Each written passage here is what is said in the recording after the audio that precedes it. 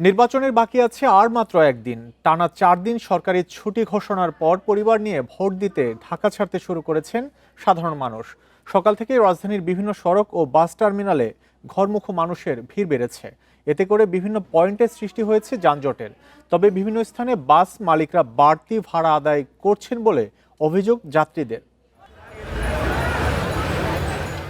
Vote দিতে সকাল থেকেই শিল্পাঞ্চল ছেড়ে নিজ এলাকার উদ্দেশ্যে রওনা হন পোশাক শ্রমিক সহ বিভিন্ন শ্রেণী পেশার মানুষ। রেইনবো অলরাউন্ডার এক্সটেরিয়র পেইন্ট বাড়ির বাহিরের দেয়ালের সুরক্ষা নিয়ে থাকুন নিশ্চিন্ত, সাথে পাচ্ছেন 10 বছরের ওয়ারেন্টি।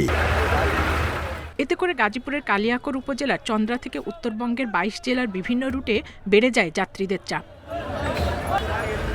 এদিকে বাড়তি ভাড়া আদায়ের অভিযোগে ঢাকা ময়মনসিংহ মহাসড়ক অবরোধ করে বিক্ষোভ করেন যাত্রীরা। এ সময় মহাসড়কের দুই পাশে যানবাহন চলাচল বন্ধ হয়ে যাওয়ায় ভোগান্তিতে পড়েন যাত্রী ও চালকেরা। ঘণ্টাখানেক পরে পুলিশ এসে পরিস্থিতি নিয়ন্ত্রণে নিলে যান চলাচল স্বাভাবিক হয়। টাকা 240 টাকার ভাড়া হচ্ছে 400-500 যেভাবে যাত্রীদের উঠাচ্ছে। বাড়িতে যাচ্ছিলাম ভোট দিতে, কিন্তু অনেক জ্যামের কারণে চৌরাস্তায় জ্যামে পড়ে আছি, এখনো যেতে পারছি না। এদিকে 4 দিনের ছুটিতে সাভার শিল্পাঞ্চলেও একই চিত্র।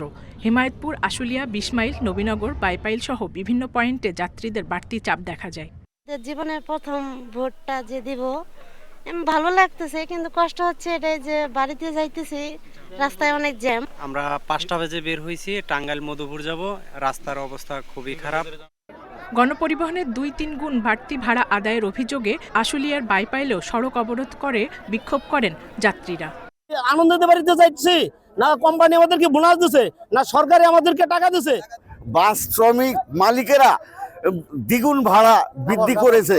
বাড়তি ভাড়া নেয়ার অভিযোগ পেলে আইনগত ব্যবস্থা নেয়ার আশ্বাস হাইওয়ে পুলিশের।